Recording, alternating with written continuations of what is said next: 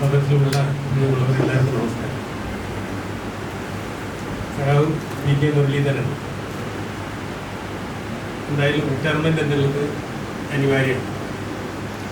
എന്നാൽ മുരളി റിട്ടയർ ചെയ്യാറായോ എന്നുള്ളത് എനിക്ക് സംശയമായിരുന്നു. കാരണം ഞാൻ വിചാരിച്ചിരുന്നത് മുരളി വളരെ ചെറുപ്പക്കാരനാണ്. എന്തുകൊണ്ടെന്ന് പറഞ്ഞാൽ വളരെ ചുറുചുറുക്കോടുകൂടി എല്ലാ സ്ഥലത്തും എത്തുകയും എല്ലാവരുമായും ആ ഒരു ചെറുപ്പം കാത്തുകൂട്ടുകയും ഒക്കെ ചെയ്തിട്ടുള്ളത്. BSNL എംപ്ലോയീസ് യൂണിയനും NFPയും തമ്മിലുള്ള ബന്ധം എന്നുള്ളത് നമുക്ക് എല്ലാവർക്കും അറിയാം.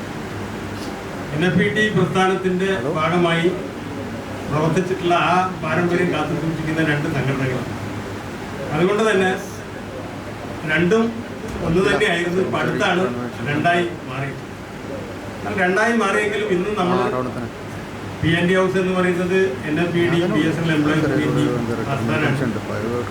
നമ്മുടെ സൊസൈറ്റികൾ നമ്മൾ NFPയും BSNL എംപ്ലോയീസ് യൂണിയനും ഒരുമിച്ച് കൊണ്ടുപോകുന്നു. അപ്പൊ അത്തരത്തില് ഒരുമിച്ച് പ്രവർത്തിക്കാൻ കഴിഞ്ഞിട്ടുള്ള ഒരുപാട് കാലഘട്ടമുണ്ട്.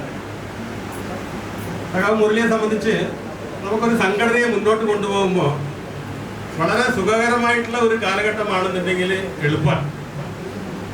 സഖാവ് മുരളി സംസ്ഥാന സെക്രട്ടറി ആയതിനു ശേഷമുള്ള കാര്യം പരിശോധിച്ചറിയാം. ഒരുപാട് ദുർഘടമായിട്ടുള്ള കാലഘട്ടത്തിൽ സംഘടനയെ നയിക്കുക എന്നുള്ള വളരെ ഭാരിച്ച ഉത്തരവാദിത്വം ഏറ്റെടുത്തിട്ടാണ് സഖാവ് മുരളി പ്രവർത്തിച്ചത്. അതിപ്പോൾ അംഗീകാരം പോയിട്ടുള്ള ഒരു സാഹചര്യമുള്ളത്. അംഗീകാരം പോയി എന്ന് പറഞ്ഞാൽ എന്താ? വരിസംഖ്യ പിടിച്ചു കിട്ടില്ല, ഒരു ജേണൽ പുറത്തിറക്കാൻ കഴിയില്ല, ഒരു ഔദ്യോഗിക യോഗം നടത്താൻ കഴിയില്ല. എന്നാൽ അങ്ങനെയുള്ള വളരെ പ്രയാസപ്പെട്ടിട്ടുള്ള ആ സാഹചര്യത്തിൽ പോലും സംഘടനയെ പഴയ അതേ പ്രൗഢിയോടുകൂടി മുന്നോട്ട് കൊണ്ടുപോകാൻ കഴിഞ്ഞു എന്നുള്ളതാണ് സഖാവ് മുരളിയുടെ പ്രത്യേകത. BSNL ജീവനക്കാരെ സംബന്ധിച്ച് BSNL എന്നുള്ള പൊതുമേഖലാ സ്ഥാപനത്തെ കുറിച്ച് നിങ്ങൾക്ക് എല്ലാവർക്കും അറിയാം. ഇന്നിപ്പോൾ പത്രങ്ങളിലെല്ലാം വാർത്ത വരികയാണ്. ഇപ്പൊ ഇന്ന് വന്നിട്ടുള്ള പത്രവാർത്ത ചിലരെങ്കിലും ശ്രദ്ധിച്ചിട്ടുണ്ടോ? ഇന്നും പത്രവാർത്ത എന്താ?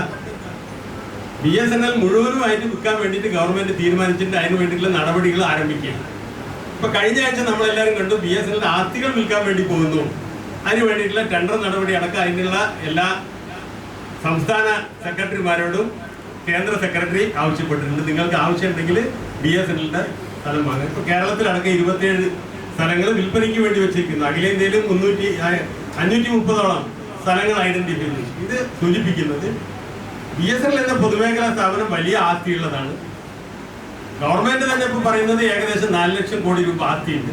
എന്നാൽ ഈ 4 ലക്ഷം കോടി ആസ്തിയുള്ള ഈ പൊതുമേഖലാ സ്ഥാപനം അത് സ്വകാര്യ മേഖല കൈയടക്കാൻ വേണ്ടി വലിയ ശ്രമം നടത്തി.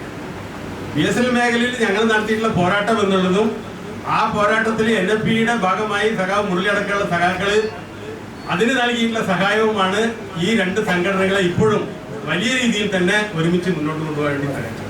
BSNL എന്നുള്ള സ്ഥാപനം എങ്ങനെയും ഇല്ലാതാക്കാൻ വേണ്ടി ശ്രമിക്കുകയാണ്.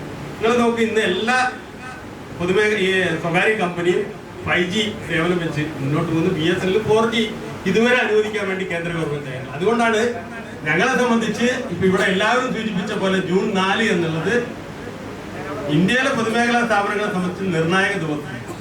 ഇതേ ഗവൺമെന്റ് വീണ്ടും തുടരുകയാണെങ്കിൽ നാളെ ഈ സ്ഥാപനം ഉണ്ടാവില്ല എന്നുള്ളത് ഇന്ന് 100% നമുക്ക് ഉറപ്പിച്ച് പറയാം. BSNLന്റെ മാത്രം സാഹചര്യമല്ല. BSNL കഴിഞ്ഞാൽ വരാൻ പോകുന്ന പോസ്റ്റൽ മേഖലയാണ്. പോസ്റ്റലിലും വലിയ പരിഷ്കാരങ്ങൾ ഗവൺമെന്റ് ആഗ്രഹിക്കുന്നു. അതെല്ലാം സ്വകാര്യവൽക്കരണത്തിൻ്റെതാണ്. അപ്പൊ ഈ ഒരു ഘട്ടത്തിൽ BSNLനെ സംരക്ഷിക്കാൻ വേണ്ടി നടത്തിയിട്ടുള്ള എല്ലാ പോരാട്ടങ്ങളും ഒപ്പം നിന്നുള്ള സഖാവ് പി.കെ. മുരളീധരന് എല്ലാ തരത്തിലുള്ള ആശംസകൾ അറിയിക്കാൻ തുടർന്നു.